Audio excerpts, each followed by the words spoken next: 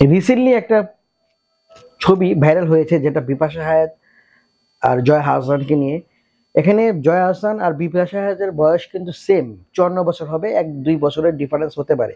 তবে এখানে বিপাশা হায়াতের যে অভিনয় 90 দশকের যে সে অভিনয় করতো এবং তার যে ন্যাচারাল অভিনয়, সে খুব ন্যাচারাল অভিনয় করতো এবং তার অভিনয় আমার কাছে খুব ভালো লাগে। 92 অথবা 94 তার মধ্যে তাদের বিয়ে হয়েছে তকির আহমেদের সাথে, এবং তকির আহমেদের সাথে বিয়ে হওয়ার পরেও সে কিছু চলচ্চিত্র করেছিলেন এবং সেগুলোও কিন্তু অনেক ভালো ব্যবসা সফল চলচ্চিত্র হয়েছিল। রিসেন্টলি অনেক দিন যাবৎ সে চলচ্চিত্র থেকে দূরত্ব রয়েছে তার, এবং সে অভিনয় থেকে দূরে রয়েছে অনেক, এবং এই কারণেই তার দুটা ছেলে মেয়ে আছে। এখানে তকির আহমেদ আছে এবং তাদের মেনটেন করতে যেয়ে সে তাকে নিজেরকে মেনটেন করতে পারছে না।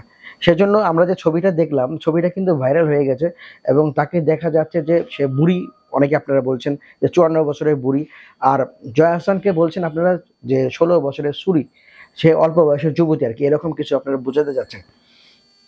এখানে যে ব্যাপারটা আমরা বলতে চাচ্ছি, জয়া আহসানের হাজবেন্ড নেই, বাচ্চা নেই, কোনো বাচ্চা টাচ্চাও নেই।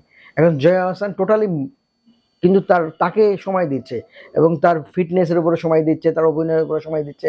সে ব্যায়াম করছে, তার অভিনয় দক্ষতা বাড়ানোর জন্য অনেক ট্রাই করছে। সে কিন্তু বোম্বে যে অভিনয় করেছে, কলকাতায় যে অভিনয় করছে, রিসেন্টলি দেখলাম একটা মুভিতে সে অভিনয় করেছে, এটা অলরেডি বের হওয়ার কথা। এখানে আমি যেটা দেখলাম, জয়া হোসেনের বরবাদ মুভিতে যে সে অভিনয় করেছে, মারাত্মক অভিনয় করেছে, খুব ন্যাচারাল অভিনয় করেছে, এবং তার অভিনয় সাথে তার যে বডি ফিটনেসটা কিন্তু অনেক স্বাবলম্বীভাবে সে অভিনয়টা করে। তার বডি ফিটনেস ঠিক রাখার জন্য সে ঠিকমতো খাওয়া-দাওয়া করে এবং সে প্রচুর পরিমাণ ব্যায়াম করে, এবং যার তাকে মানে মোটামুটি তাকে যাতে সুন্দর দেখতে লাগে, গুড লুকিং লাগে। ৩০ বছর আগে আমরা যেরকম তাকে দেখেছি, এখন যে দেখছি আমার মনে হচ্ছে ৩০ বছর আগে যেরকম লাগতো, এখন তার বয়স আরো কমে গেছে। ১৬ থেকে ১৮ বছর হবে।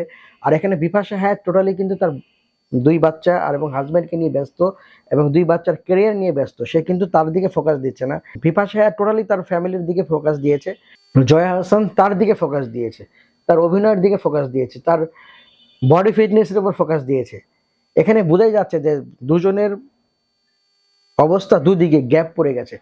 জয়া আহসান একদিকে, বিপাশা হায়দ একদিকে। এখানে কিন্তু দুজনের যে ব্যবধানটা দুদিকে চলে গেছে। সুতরাং এখানে বোঝাই যাচ্ছে যে যার যার অবস্থান থেকে দুজনেই কিন্তু ইস্টাবলিশড। দর্শক, দুজনের যে অবস্থানটা দুজনের দুদিকে রয়েছে, এই ব্যাপারটা নিয়ে আপনারা কি ভাবছেন অবশ্যই কমেন্টের মাধ্যমে জানাবেন।